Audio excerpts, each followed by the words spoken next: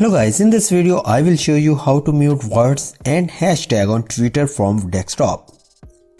If you are in a browser on a computer, the process is similar but the user interface is different.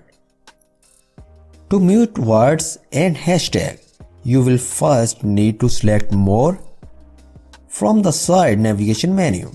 Then go to Settings and Privacy. Next, go to Privacy and Safety tab. Then select Mute and Block. Select Mute Words, then select the plus icon in the right top.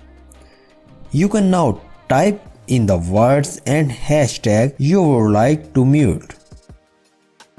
You can only add one words or phrases to your list at a time. When adding a word, select whether to enable this on your timeline, your notifications, or both.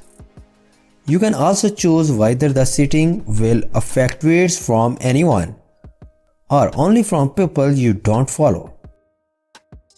Under mute timing, choose between forever, 24 hours from now, 7 days from now, or 30 days from now. Choose the time period and then finally select Save. There is also a problem with this video, so ask about these comments. Any problem related to social media and internet, let them know in the comments bar so that a video can be made on it. Please like this video and subscribe our channel and press icon for any updates and notifications. Thanks for watching.